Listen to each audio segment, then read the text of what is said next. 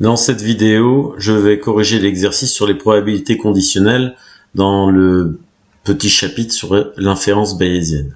Dans cet exercice, donc, on nous dit qu'une maladie affecte une personne sur 10 000 dans une certaine population et qu'un test de dépistage est fiable à 99%, c'est-à-dire que 99% des malades testés sont positifs et 99% des non malades testés sont négatifs. Nous allons remplir le tableau suivant. On désigne par T l'événement, on va dire le test est positif. T bar, c'est le contraire. Ça veut dire que le test est négatif, ici. M, c'est la personne est malade. M bar, c'est la personne n'est pas malade. Donc quand on met une barre, en fait, ça a une signification contraire à celle de l'événement sans la barre. Alors nous, on va remplir d'abord ce tableau pour pouvoir répondre à la question « Quelle est la probabilité d'être malade si le test est positif ?» On commence par le premier enseignement. On sait que la maladie affecte une personne sur 10 000.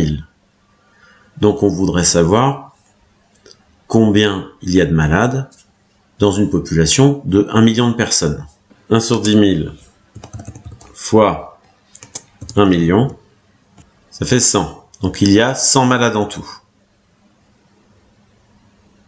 Pour trouver le nombre de non-malades, j'effectue la soustraction 1 million moins 100, ça me donne 999 900.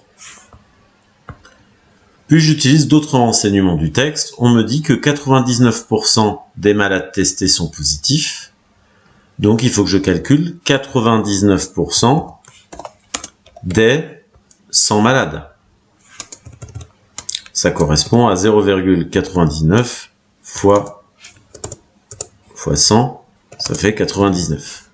J'ai écrit tous ces détails pour que vous sachiez appliquer des pourcentages si vous ne savez pas le faire. Mais sinon, en fait, on pourrait trouver la réponse à cette question sans aucun calcul, puisqu'on nous dit que 99% des malades testés sont positifs. Ça veut dire que sur 100 malades, il y a 99 positifs à cette question particulière. On pourrait répondre sans effectuer aucun calcul. Par contre, pour la suivante, c'est différente. On me dit que 99% des non-malades testés sont négatifs. Donc 99% des 999 900. Eux, ils ne sont pas positifs, ils sont négatifs. Donc je calcule 0,99 fois 999 900. Ça fait 989 901. Ce résultat-là, je vais les mettre dans la case non malade et non positif au croisement de la colonne M bar avec T bar. Et maintenant, à l'aide simplement de soustraction et d'addition, je vais pouvoir remplir le reste du tableau. Bon, s'il y a 99 malades qui sont testés positifs, sur les 100, c'est qu'il en reste un qui a été testé négativement. Là, par soustraction, en faisant 999 900 moins 989 901, je trouve le nombre de personnes en bonne santé testées positivement. Ça fait 9999. Voilà. Et puis pour trouver le total, j'additionne les deux. 9999 plus 99 ici. 10 098. C'est le total ici.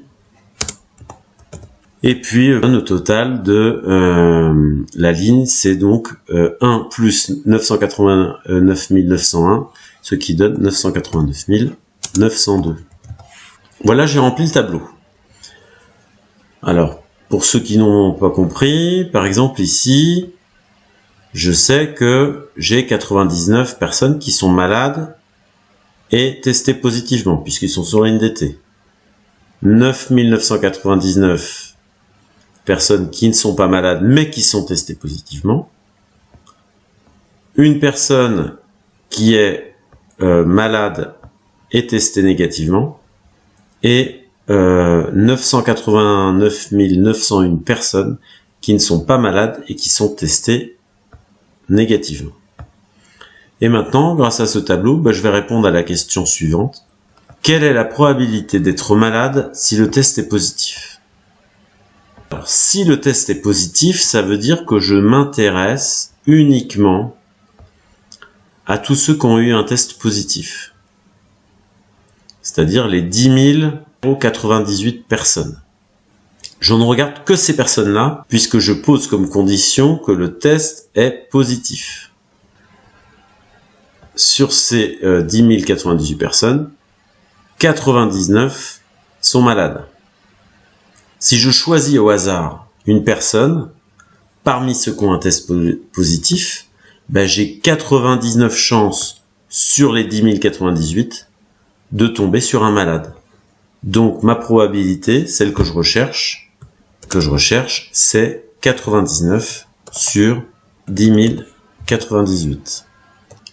Alors, on trouve 0,0098, c'est-à-dire à peu près 0,01. Donc, on peut conclure que la probabilité d'être malade si le test est positif est environ 0,01.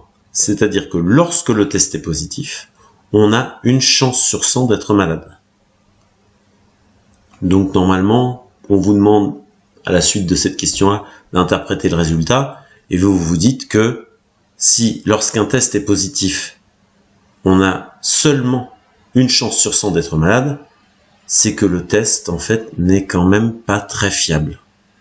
Donc, contrairement à ce que vous pouvez croire en lisant l'énoncé où le test de dépistage paraissait fiable à 99%, puisque 99% des malades testés étaient positifs, 99% des non-malades étaient négatifs, eh bien, ce calcul qu'on vient de faire, qui s'appelle une probabilité conditionnelle, nous permet de montrer qu'en fait, ce test n'est pas fiable, puisque par exemple, si on devait hospitaliser tous les gens qui avaient un test positif, en pensant qu'ils étaient malades, seulement 1% d'entre eux, donc 1% seulement des personnes hospitalisées, seraient réellement malades. Donc on peut pas dire que ça soit satisfaisant. Alors après, on vous demande d'effectuer les mêmes calculs si la maladie touche seulement une personne sur 1000. Vous obtenez un pourcentage à la fin, une probabilité qui est 10 fois plus grande, et on se rend compte en fait que plus la maladie touche de gens, plus le test est fiable. Voilà. Donc je corrige pas la deuxième partie, c'est le même type de raisonnement, mais normalement à la fin vous devez trouver une probabilité de 0,1. Voilà.